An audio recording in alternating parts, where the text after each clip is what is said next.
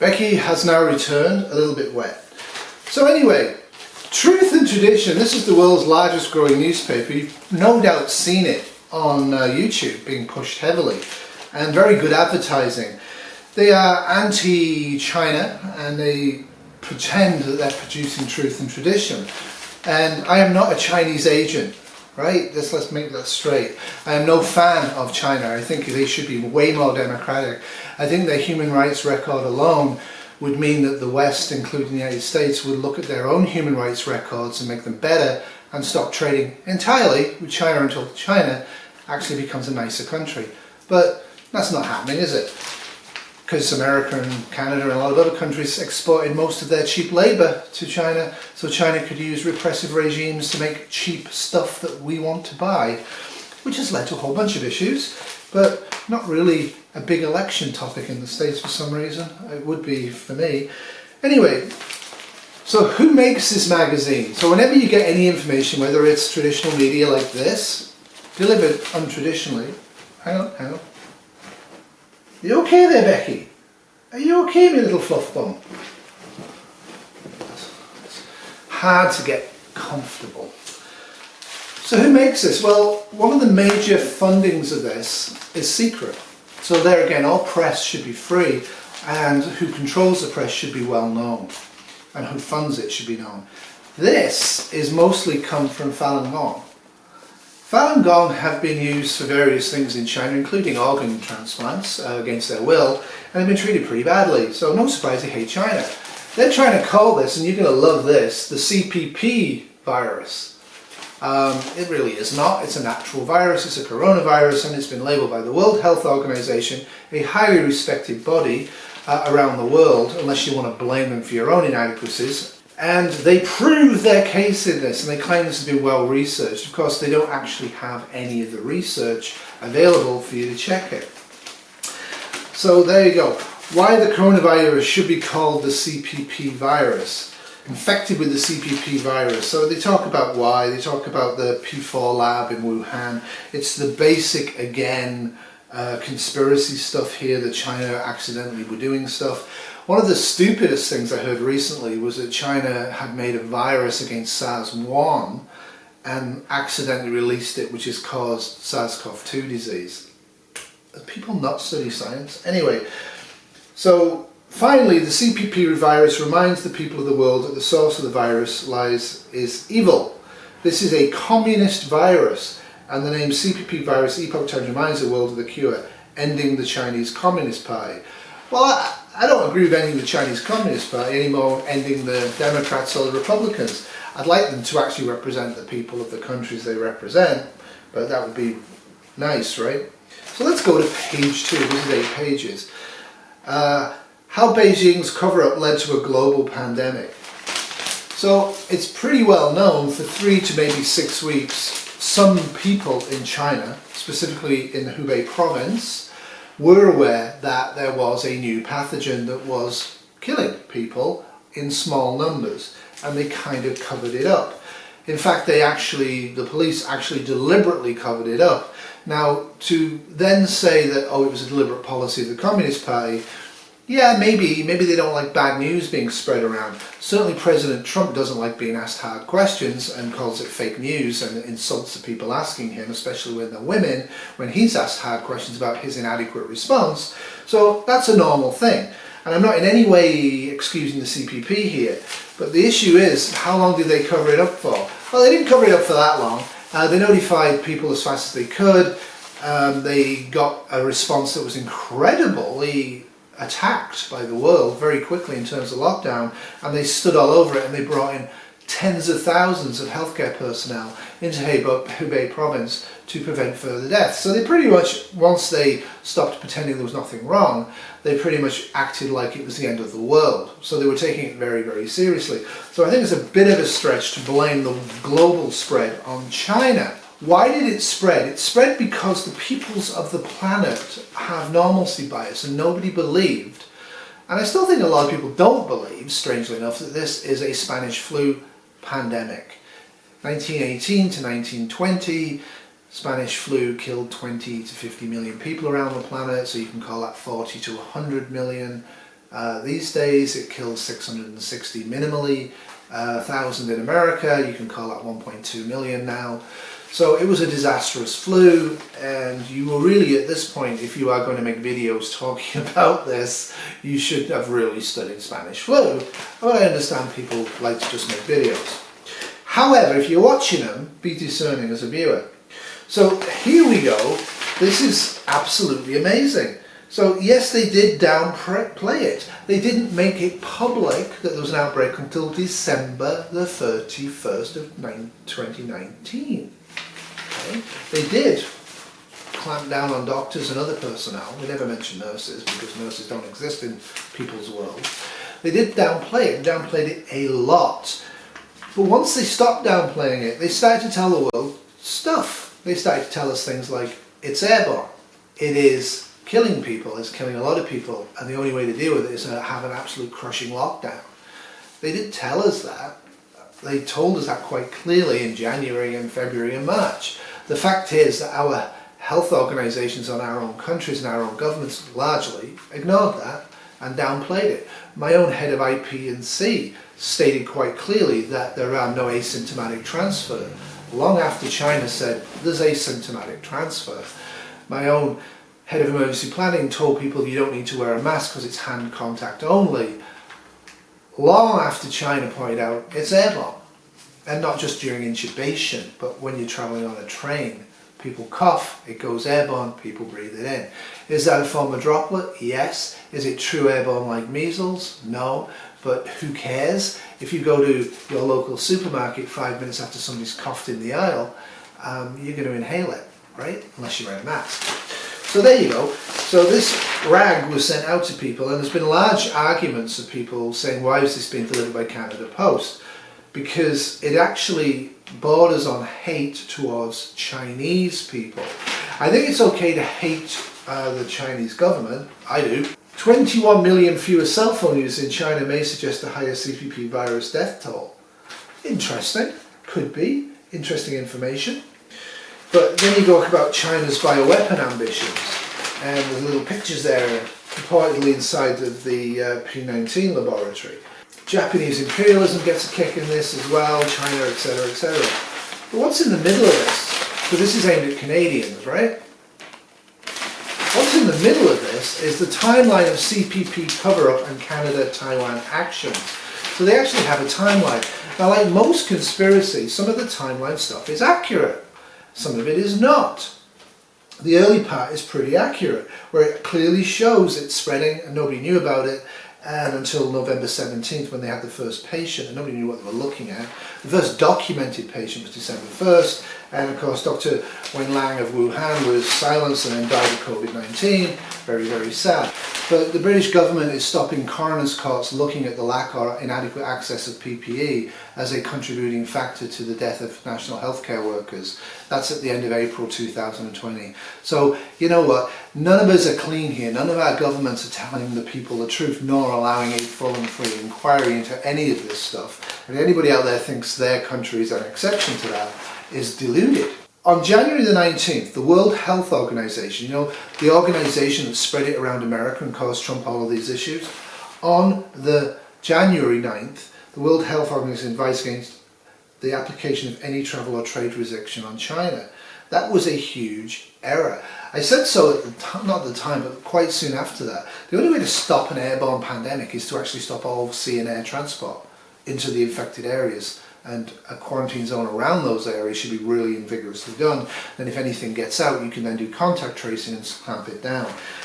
We did drop the ball on that, and so did the World Health Organization. The World Health Organization claimed on January 14th there was no human-to-human transmission. Now, I don't know how you could claim that when Dr. Wen Li contacted the virus on January the 7th.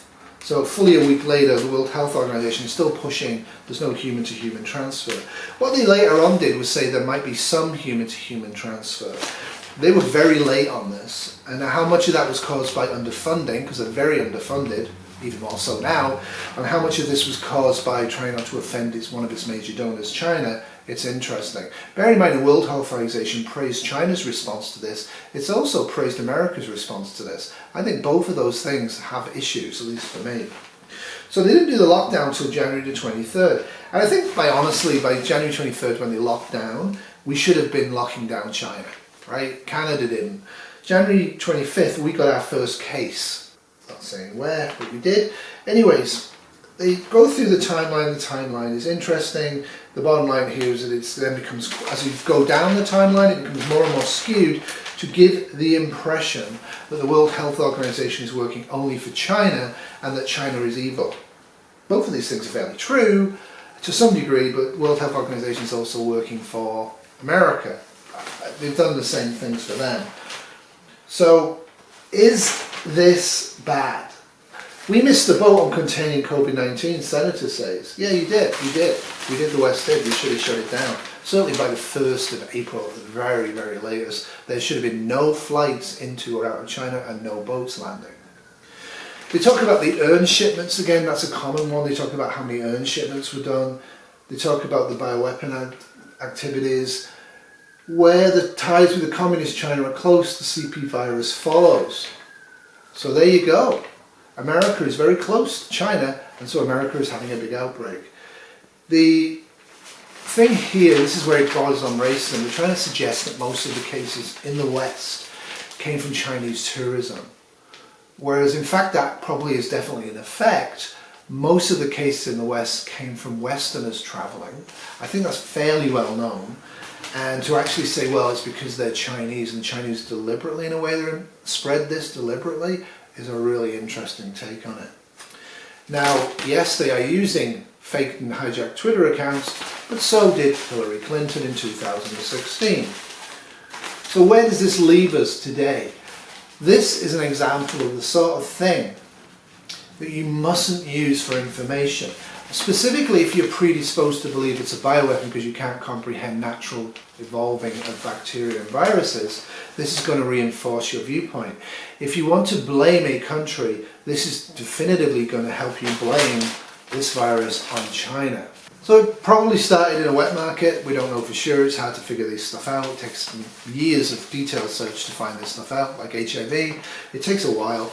Remember when HIV was supposed to be a bioweapon? Remember that one?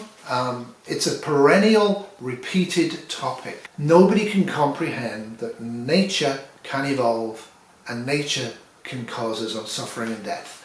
They don't understand that we're part of nature and that this is a normal thing that happens, which is why pandemic planning has been planned for a long time. Now, since this time, this has a problem for me. This sort of information is unhelpful. I've said repeatedly, it does not matter if this is a bioweapon or not. If it's a bioweapon, it's a useless bioweapon. It doesn't kill anywhere near enough people. It would need to kill like 30 or 40% of infected quite quickly, but not quick enough to actually be an effective bioweapon. It's a terrible bioweapon. It is a very effective virus that's evolved. It's almost, if not the same impact and spread and kill rate as Spanish flu. This is going to be a terrible, terrible year. We're going to lose people. You're going to know people that have this disease. You're going to know people that die from it. Wishing that that's not the case isn't helpful. Wanting to prove that China caused this, so what are we going to do to China? Are we going to nuke them? Is that going to be helpful? Are we going to bar all trade with China, given the fact that most of the manufacturing capabilities that are remaining open in the world are open in China because of their lockdown? Just opening up us up is going to cause a continual spread in the area. Nothing works other than a lockdown. There's all sorts of hopeful bleats going on out there about opening lockdown early can work and all the rest of it. We will see.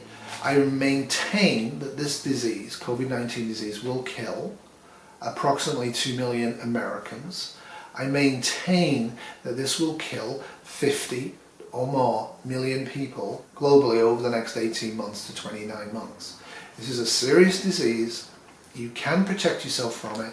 You can really safely protect yourself from it unless you're a healthcare worker or a policeman or a grocery store worker or a transit driver or etc. But what we're going to see is increasing dysfunction of our own society. We're going to see garbage starting to not be picked up. We're going to see more and more disruption. This is going to be the biggest disruption any of us under the age of 104 have ever experienced in our lifetimes, okay, that we can remember. Not since Spanish flu has something going to kill as many human beings, including World War I and World War II. This is going to be the great disruptor. This is going to be the big event of our lifetime. And we need to take it seriously enough to question all sources of information, including what you hear and read from me. Don't take anybody's word for granted. And whenever you get something that backs up your inherent biases, really fact check yourself on it. It is not easy in a world of confusion to actually get adequate truth, because the adequate truth on COVID-19 disease is that we don't know. There's a lot of stuff out there. There's a lot of contradictory stuff out there because people are grasping at straws and they're making up a lot of stuff to try and make this go away, because it's going to be very expensive and it's going to be very troubling if it doesn't go away by the end of May. It will go away, I think, by the end of May 2021. I don't think it's going away by the end of May. I'm going to talk a little bit about Project Warp Drive and why I think that's a huge problem. Could be a good idea, but I have a problem with that. There's also HIV medications, why they are ineffective and also why they are effective, and why people are spending a lot of time and effort studying them, and why the United States is continuing to push out research projects on HIV meds and population spreads that isn't backed up by anybody else's research and is ignoring the World Health Organization's global clinical trials that are underway. There's reasons why people are pretending that we have treatments and why we're pretending it's massively spread in the community. Both of those two things, one reassure and the other one says, what's the point locking down? The truth is, we don't know what the population spread is exactly in different countries, but we do know that no medication so far has shown effectiveness enough to be used on a human being for this disease, including the HIV meds. Definitively, anti-malaria meds, as I kept trying to tell you lot, are absolute garbage for any viruses, and they've always told me that every single virus we had. I mean, I'm sitting here going, what next? Are we going to start giving high volume steroids to people? We seem incapable of learning lessons. There's only one way out of a pandemic of this nature. It's called physical distancing.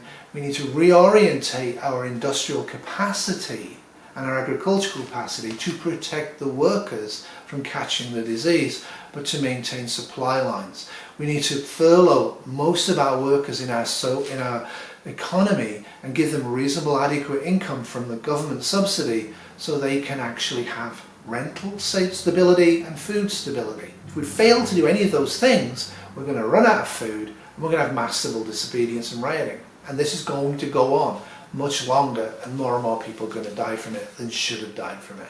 It's an absolute outrage, that people at the end of April are looking at stuff like this and believing it to be true. It's an outrage people are putting out videos saying there is no such flu, it's fate. It's an outrage that people are saying that they have the right not to wear a mask in public. It's an outrage, and I've had enough of it. I'm in harm's way, Kitty's in harm's way, because we work in healthcare. Well, I'm biased, right?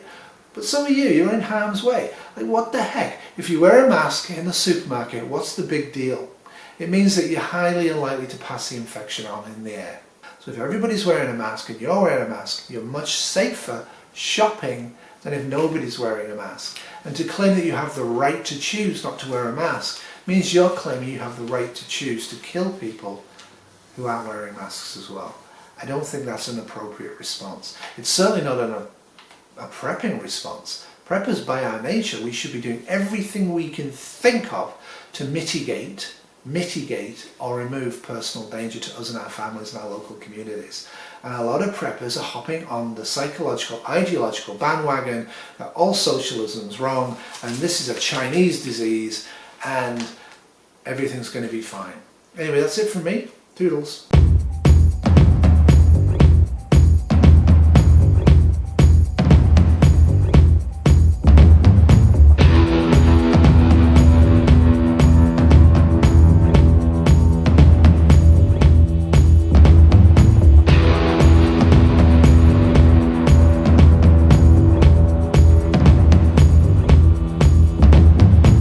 It started in China, it's probably started in a meat area. It's because of huge contact with fresh meat and alive animals and vegetables and everything's alive, right? That's a terrible way of putting it. This has been Bad Terrier Production 2020.